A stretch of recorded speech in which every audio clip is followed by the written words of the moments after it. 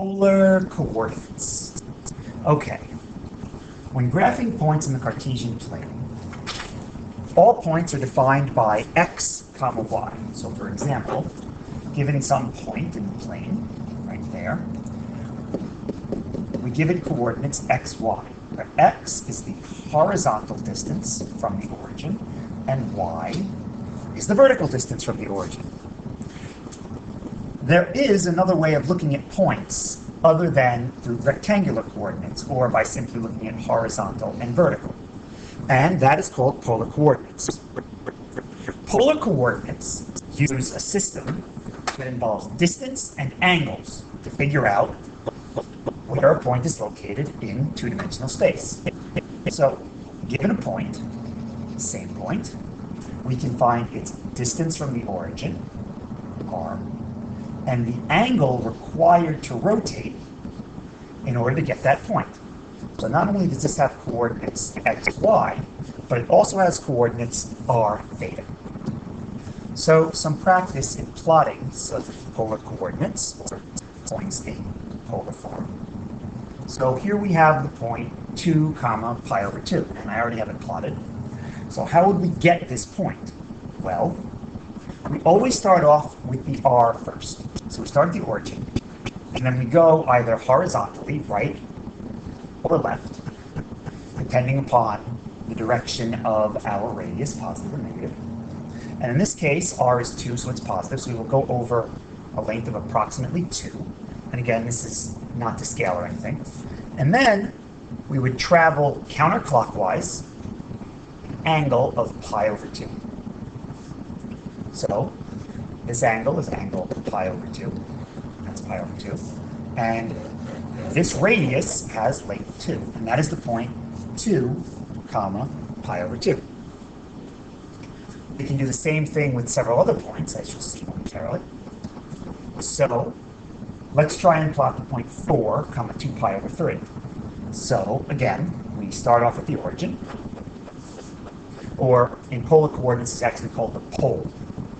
So we start off at the pole, and we move 4 to the right, and then we go over an angle of 2 pi over 3. Now, if you remember your trigonometry, 2 pi over 3 is approximately 120 degrees. In fact, it is 120 degrees. So we'll go over 90 and then 30 more, which gives us a reference angle of 60 degrees. So right here is our point, 4 comma 2 pi over 3. Another example, negative 2 comma pi over 6. So I don't know why the negative 2 is so tiny, but it is. So we start at the pole, and this time, since our radius is negative, we go 2 to the left. And then we're going to rotate pi over 6. Now, the angle is positive. As long as the angles are positive, we go counterclockwise. The angles have nothing to do with whether the radius is positive or negative. So we go pi over 6 degree, or pi over 6 radians, or 30 degrees, approximately there. And there's our point, negative 2 comma pi over 6. You also have the point 2 comma 7 pi over 6. By now you get the idea. Go to the right 2.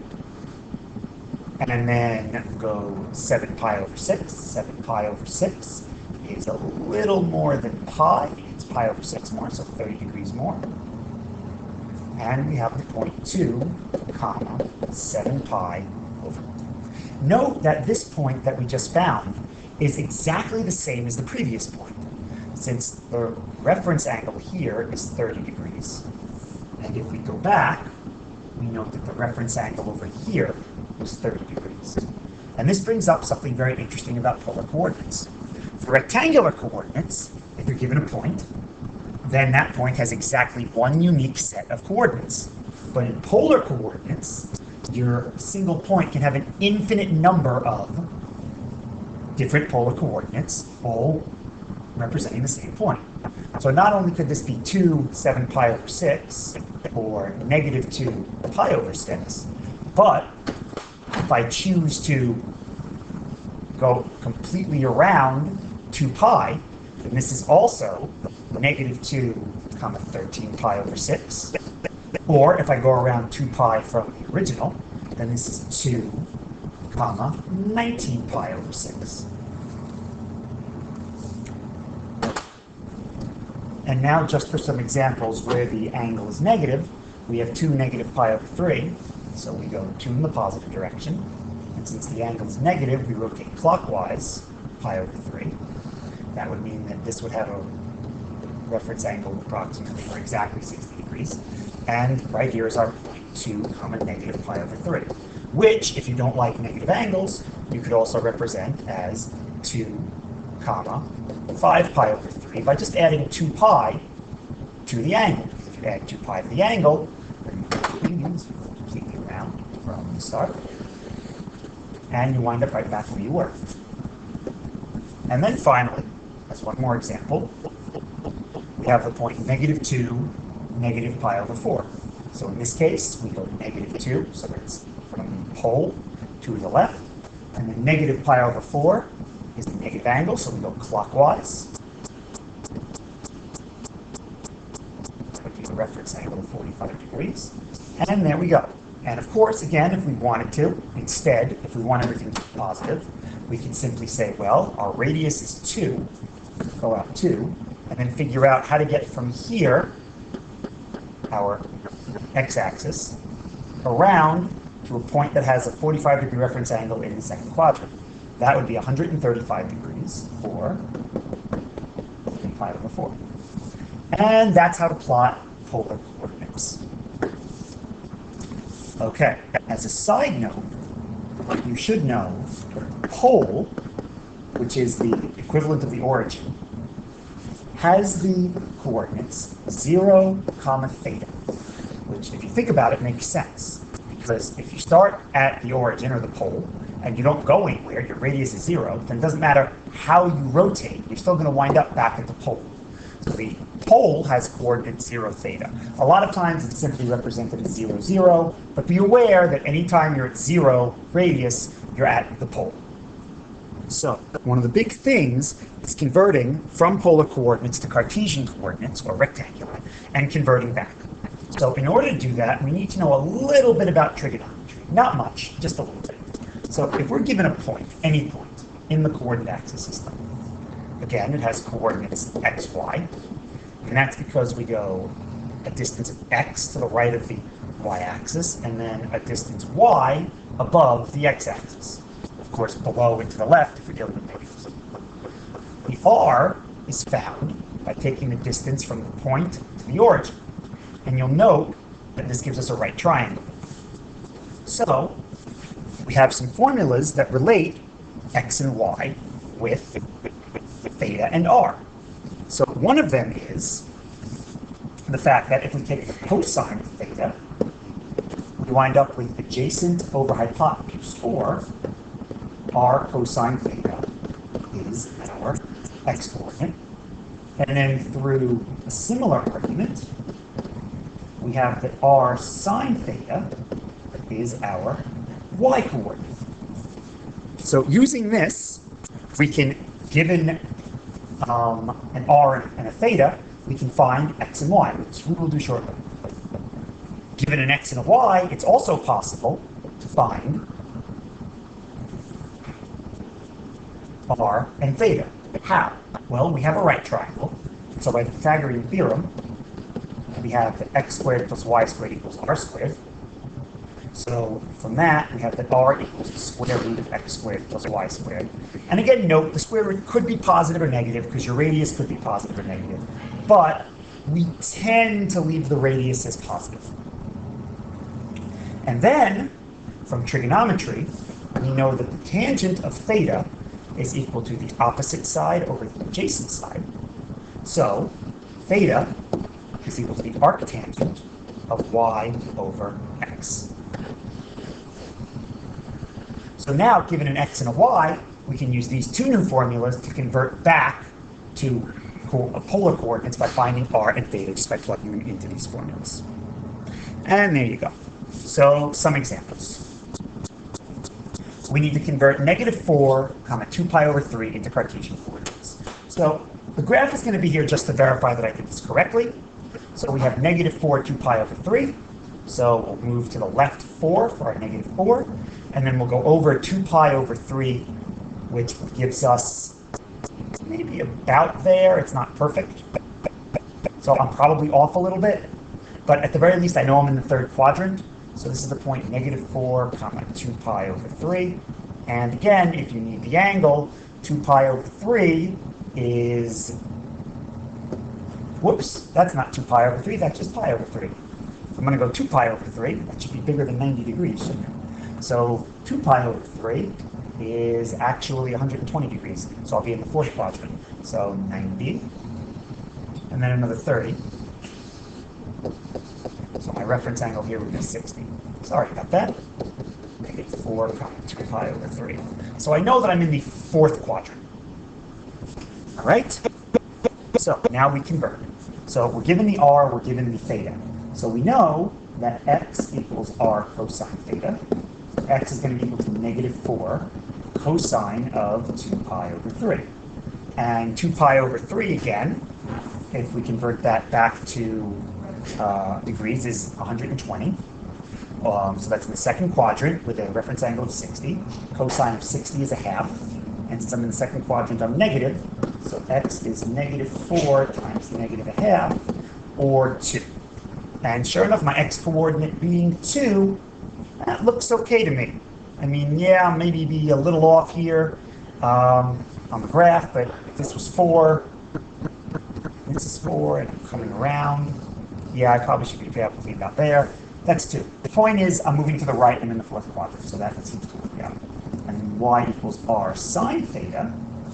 To get the y-coordinate,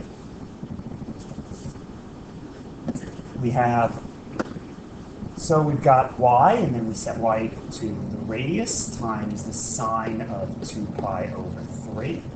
And again, this is sine of 60, and the second quadrant, so it's positive.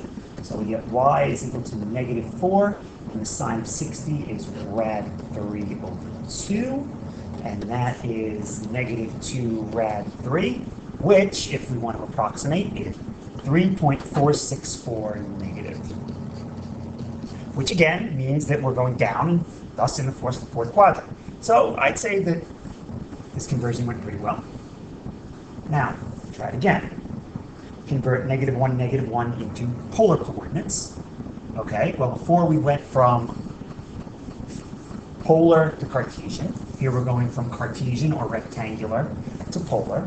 So we'll use the other equations. So negative 1, much easier to kind of see. Negative 1 is down here. And we don't even have to, use the formulas exactly, because we know, for example, from the Pythagorean theorem, that this is going to be the square root of 2. And I'm hoping, since these sides are both congruent, or the same length, that you realize that this is a 45-degree angle. So all in all, we're going to have a radius of rad 2, and then a theta, or an angle, of 180 plus 45, or 225, or 5 pi over 4. But just for the heck of it, we'll use the equations. X squared plus y squared root equals r. So here we have negative 1 squared plus negative 1 squared equals rad 2, which is r. And then to find theta, theta is the arctan of y over x, which is the arctan of negative 1 over negative 1, which is the arctan of 1, and the arctan of 1 winds up being 45 degrees, or pi over 4. But we do have to realize what quadrant we're in. We're in the third quadrant. And since we're in the third quadrant, the tangent's positive there as well.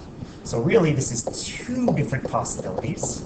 And we reject the pi over 4 because we are in the third quadrant. This could have come out differently, just as a note. If we had chosen to take a negative square root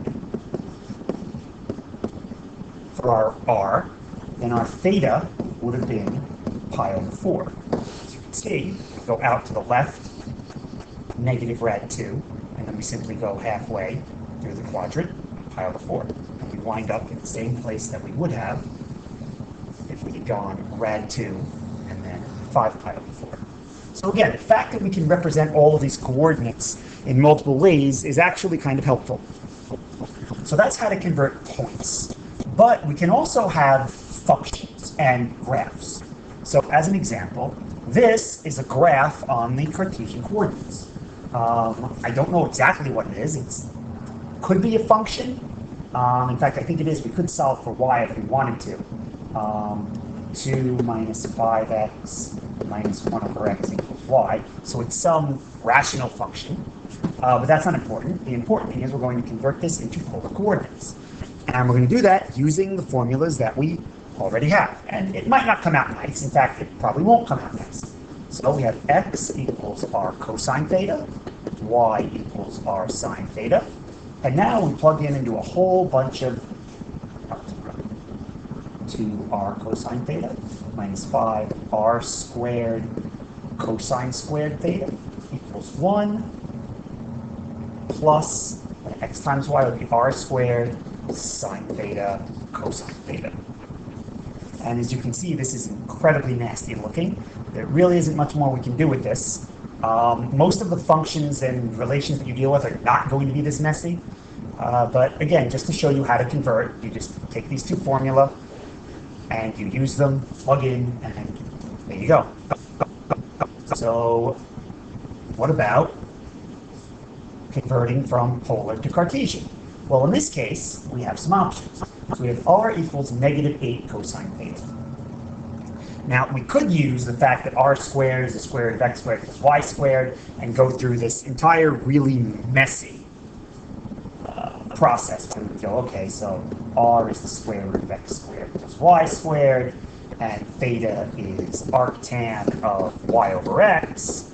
And then we could say, okay, so cosine of arctan of y over x. If you remember these types of problems from earlier in the year, we draw the triangle and we look for the tangent whose angle is look for the angle whose tangent is y over x. And then we take the cosine of this, which is the square root of x squared plus y squared there. And the cosine of that angle is x over x squared plus y squared. And then we can plug all this beautiful stuff in. We have square root of x squared plus y squared equals negative 8 times x over square root of x squared plus y squared. That looks really messy. We can cross multiply. X squared plus y squared equals negative 8x. And believe it or not, you did this in geometry. This is going to be a circle. What we can do is we can get this in x minus h squared plus y minus k squared form. We move the 8x over. We leave a little spot because we're going to be completing the square. So now we complete the square with the x's. Remember, take the coefficient of x, divide by 2, square it.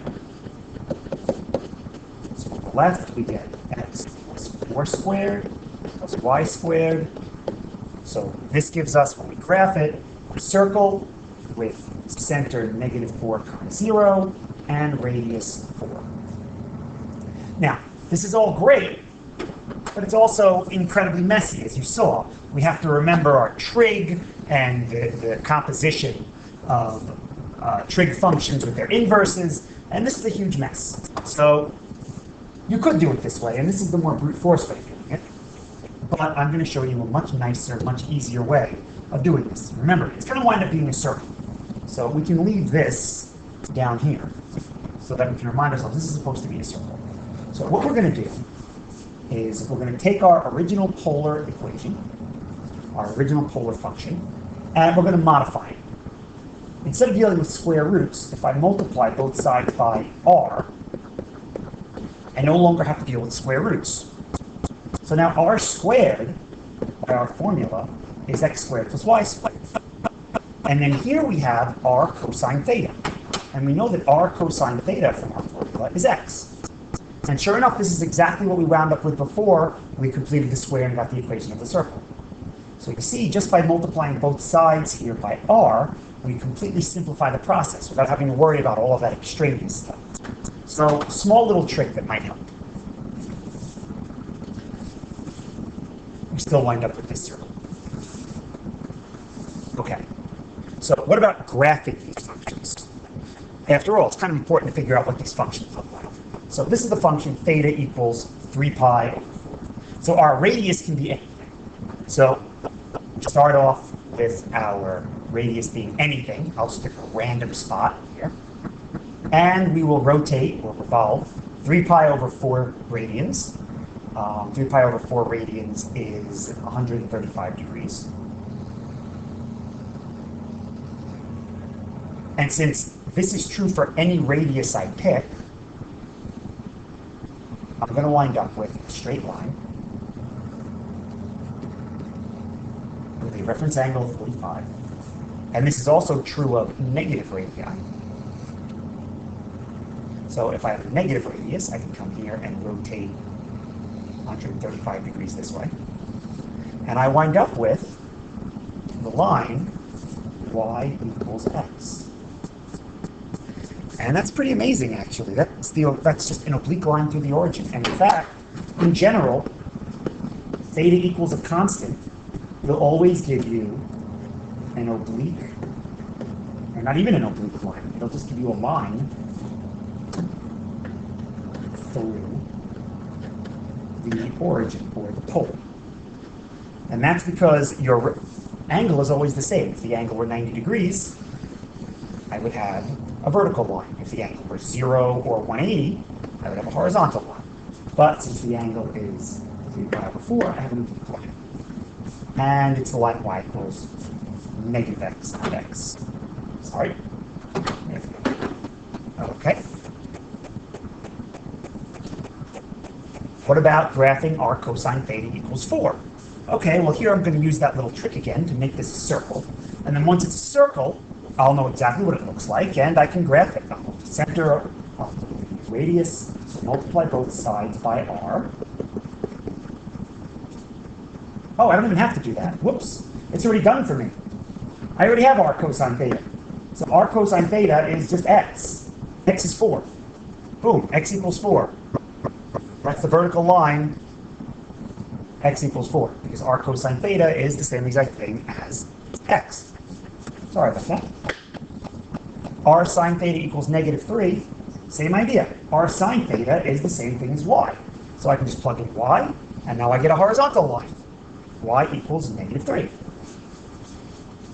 And so far, we've seen that if I have r times sine theta equals a constant, it's a horizontal line. If I have r times cosine theta is a constant, it's a vertical line. If I have theta equals a constant, then it's an oblique line, or any kind of line, actually. But those go through the origin, whereas these don't. Okay? Let's get a little more complex. R equals 7. Well, theta can be anything. So I'll go out 7. I'll go out 7 from the pole. 7. 7. And it's not hard to see that since theta can be anything, when I graph this, I get the circle x squared plus y squared equals 49. After all, it's a circle centered at the origin with radius 7. Done. If you want to use the formulas algebraically to get this, just square both sides, and you get r squared equals 49. And r squared is the same thing as x squared plus y squared. And that comes from, again, this one of our conversion formulas. So if you have r equals a constant, you get a circle. Okay? R equals 4 cosine theta. Here's where I'm going to use my trick. Again, I apologize before. I have cosine theta, but I know what r cosine theta is. So I know what r squared is. So I'll multiply both sides by r. And now, r squared is just x squared plus y squared. R cosine theta is x. And now,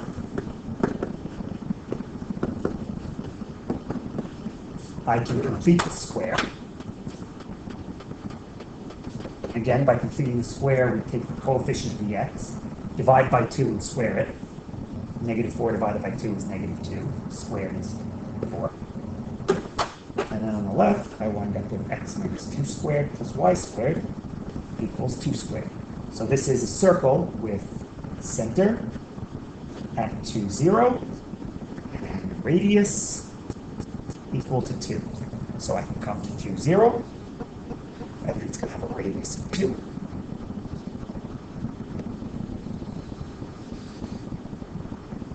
If I can count, it would be a little bit better, but I obviously cannot. There we go. And there's our circle. Similarly,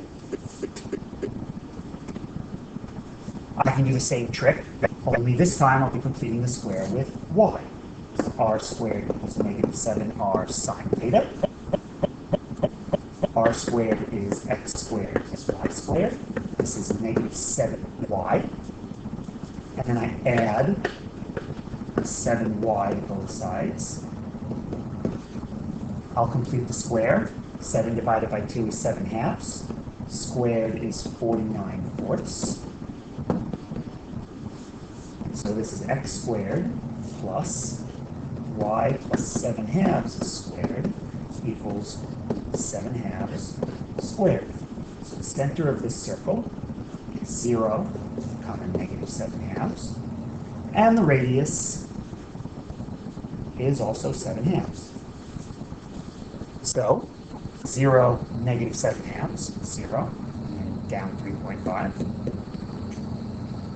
And then extend 3.5 in each direction. So that would be the origin. That would get me to 4, 5, 6, negative 7. 1, 2, 3.5 would be about there.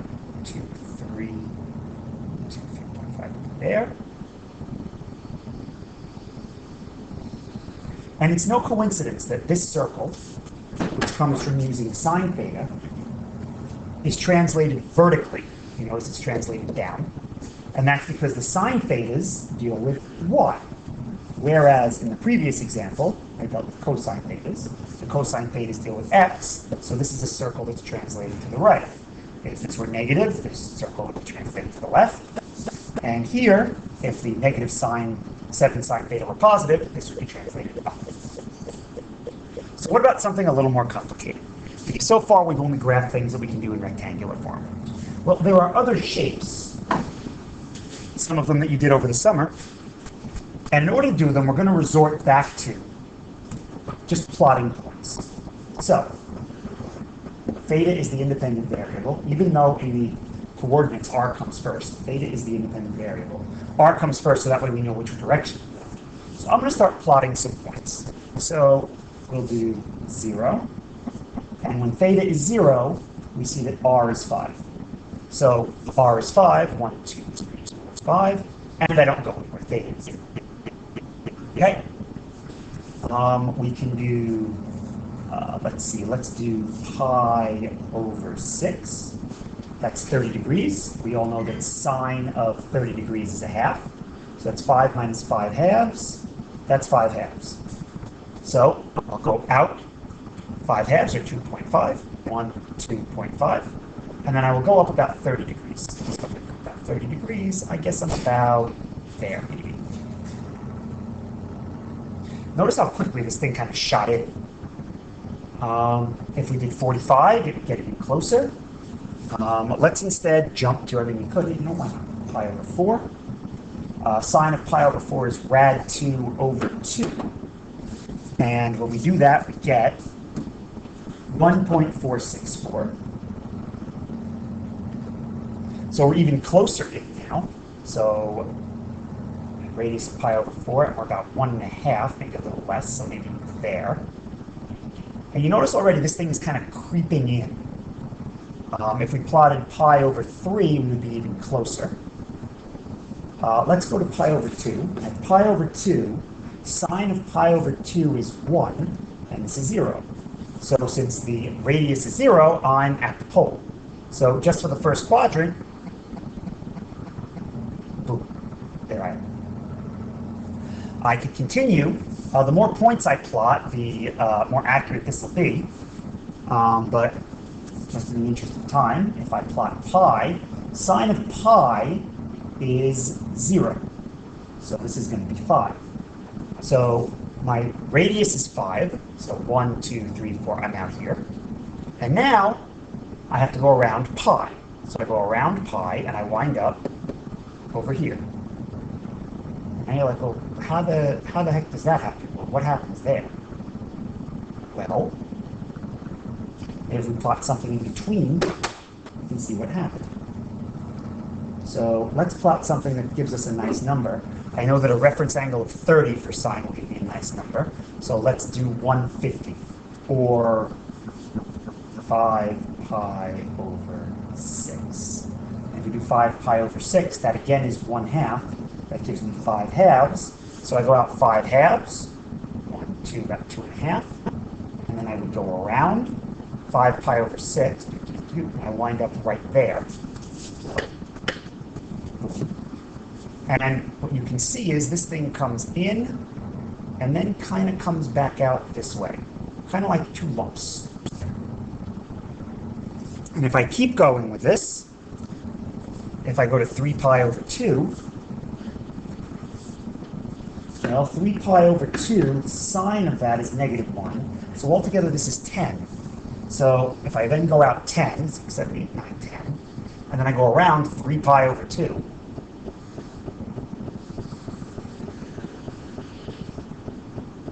I wind up all the way at the bottom there.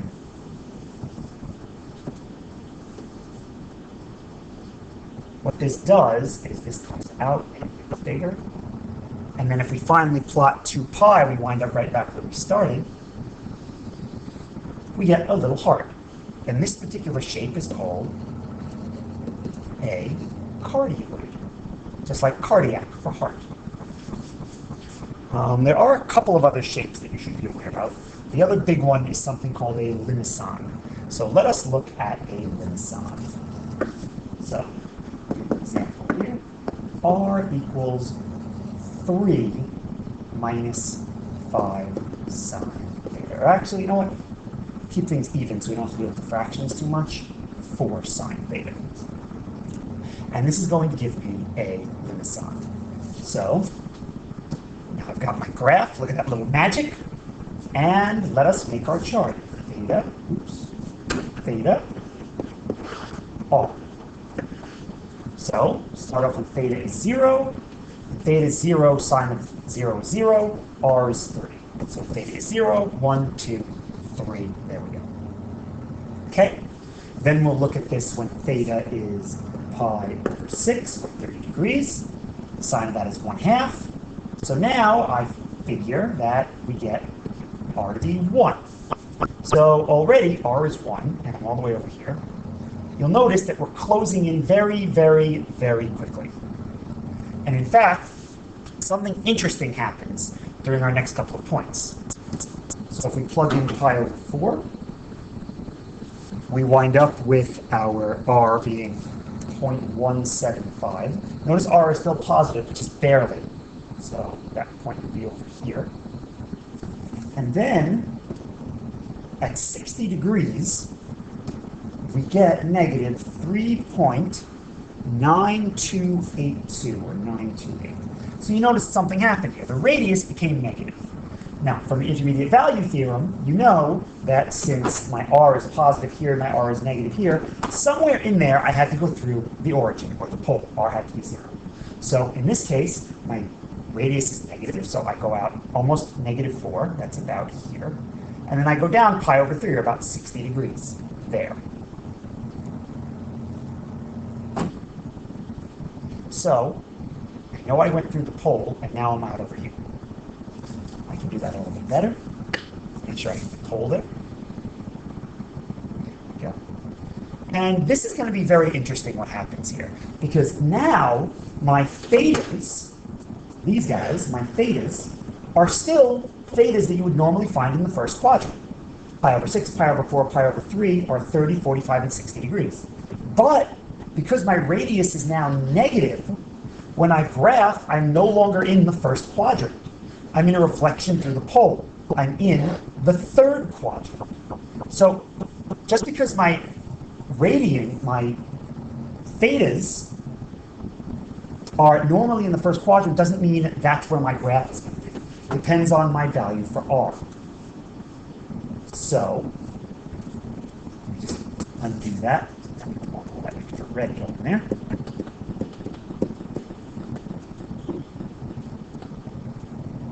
Nope. There we go. And now, when I'm at a radius of, or sorry, not a radius, when I'm at an angle of pi over 2, normally that means we would start at our positive and we would go up pi over 2, because this is pi over 2 radians. But because my radius is going to be negative, instead of going pi over 2, I wind up reflecting through the origin. So my pi over 2 is not going to be on the line between first and second quadrants, but instead will be on the line between second and third quadrants. And sine of pi over 2 is 1. So this is now negative 1. So, and I realize I made a small mistake. What else is new? Probably could have checked it with your calculator, but this is not negative 3. This is negative 0.464. So it's still negative, but just not a lot. So in that case, I would go around. I would be very relatively close, because if pi over 2 is negative 1, what's going to wind up happening is this comes down and around. And in fact, we could actually magnify this if we double it, double our scale, 1, 2, 3, 1, 2, 3. What winds up happening if we double our scale is that this actually looks like that. So I'll keep the scale the way it was, but just so you get an idea, we can look at it that way afterwards. So my radius is still negative, and I'm going to keep on going. Now my angles, I'm at pi over 2. All of my angles would normally be in the second quadrant, but I'm currently in the fourth quadrant because I'm reflected through the origin because my radius is negative. See why you need to know trig to do these polar coordinates. So I can continue this game. For 3 pi over 2, sine of 3 pi over 2 is 0, and I wind up back at 3. So that means that somewhere between pi over 2 and 3 pi over 2, I went through the pole again. So I could plot this, go out 1, 2, 3, and then go around 3 pi over 2. And if I go around 3 pi over 2, I'll wind up here. And that means that this graph had to come back through the pole and into third quadrant. Notice that when I went back through the pole, now my second quadrant angles, everything slightly less than 3 pi over 2, are still in the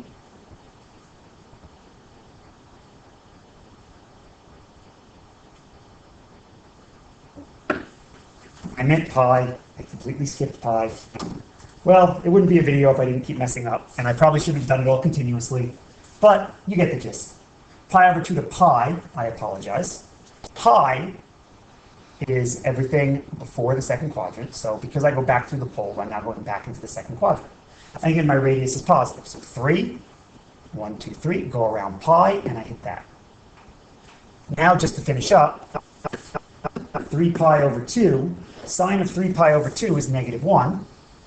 So when we plug that in, we get 7. So again, if I plot that, 1, 2, 3, 4, 5, 6, 7, I'd wind up down here. And then 2 pi, I wind up back where I started at 3.